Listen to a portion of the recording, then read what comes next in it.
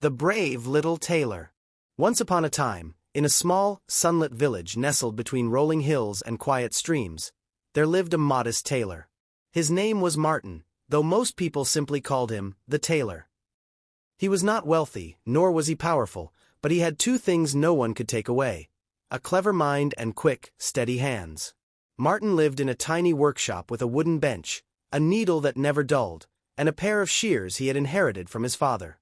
Every day, he mended torn jackets, stitched wedding dresses, and sewed patches onto the trousers of hard-working farmers. His life was simple, but he dreamed of something greater. One bright morning, as golden sunlight streamed through his window, Martin was spreading jam on a piece of bread. He had just bought the jam from a peddler who passed through the village, and the sweet smell filled his workshop. Before he could take a bite, a swarm of pesky flies buzzed around the bread, eager to taste it before he could. Annoyed, Martin grabbed a scrap of cloth, swung it in the air, and with one swift strike, he smacked down 7 flies at once. He looked at the little creatures lying on the bench, and his eyes sparkled with pride. 7 in one blow, he declared aloud, puffing out his chest. The words echoed in his mind. 7 in one blow. Why, that sounds like the boast of a great warrior. An idea took hold of him. He embroidered the words 7 in one blow in bold letters onto his belt, tied it around his waist, and decided that the world needed to know of his remarkable deed. Though it had been only flies, Martin believed destiny was calling. With nothing but his needle, scissors, and cleverness, he set out to seek his fortune. The giant in the forest. The little tailor wandered far from his village until he came to a vast, dark forest. The trees loomed tall, and the wind whispered secrets through the leaves. Martin walked confidently, his belt gleaming in the sunlight. Before long, he met a hulking giant sitting on a fallen tree. The giant's beard was tangled, and his eyes glowed like embers. When he saw the small tailor, he laughed so loudly that the birds flew from the branches. "Where do you think you're going, little man?" the giant boomed. Martin stood tall. "I am the man who killed 7 in one blow," he said proudly, tapping his belt. The giant narrowed his eyes, impressed yet doubtful. 7 in one blow, you say? Then prove your strength. The giant picked up a stone and squeezed it until water dripped out. He tossed the stone to Martin. "If you can do the same, I'll believe you." Martin thought quickly. Instead of trying to crush the stone, he reached into his pocket and pulled out a soft piece of cheese he had carried from the village. With a dramatic squeeze, milk oozed out between his fingers. "See, I can squeeze water from stone as well as you," Martin said with a grin. The giant frowned, but he was not ready to give up.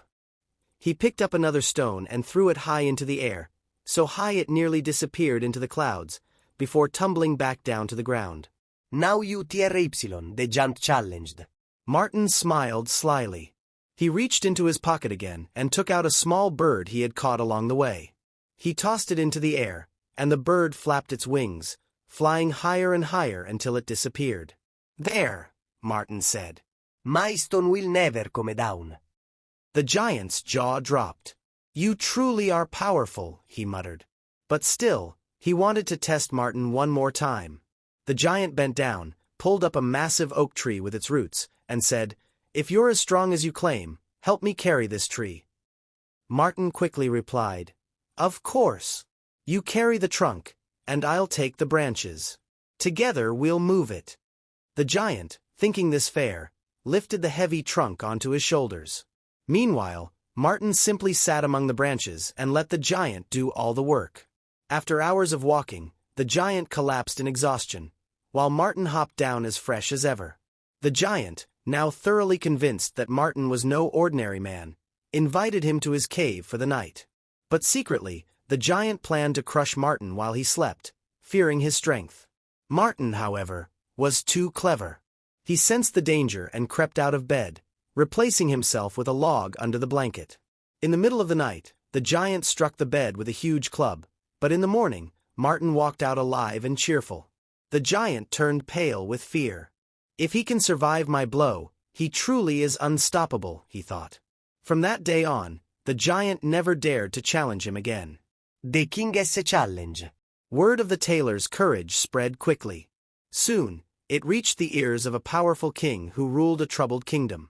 The king's land was terrorized by two wild giants who destroyed farms and frightened villagers. Soldiers had tried to defeat them, but none succeeded. When the king heard of the man who claimed to have killed 7 in one blow, he summoned Martin to the palace. Martin arrived proudly, his belt shining. The king, who did not fully believe the story, thought this would be the perfect chance to rid himself of both the tailor and the giants. "If you are as brave as you claim," the king said, "then prove it. Defeat the 2 giants in the forest, and I shall reward you with half my kingdom and my daughter's hand in marriage." Martin agreed at once, though in truth he had no plan. He trusted his cleverness more than swords or strength. That very night, Martin crept into the forest where the 2 giants slept under the stars. They snored so loudly that the ground shook. Martin climbed into a tree above them and began tossing stones, one at a time, onto the chest of one giant. The giant stirred and blamed the other for disturbing him. "Stop it, or you'll regret it," he roared. But Martin dropped another stone, this time harder. The giant leapt up in fury and struck his companion. Soon, the 2 giants were brawling fiercely, pulling up trees and hurling rocks at one another. By dawn, both had collapsed, defeated by their own rage. Martin stepped down from the tree, dusted off his hands, and returned to the palace to announce his victory. The king was astonished but still suspicious. He set yet another task. "Our land is plagued by a dangerous unicorn. If you can capture it, your reward will be greater." Moral of the story.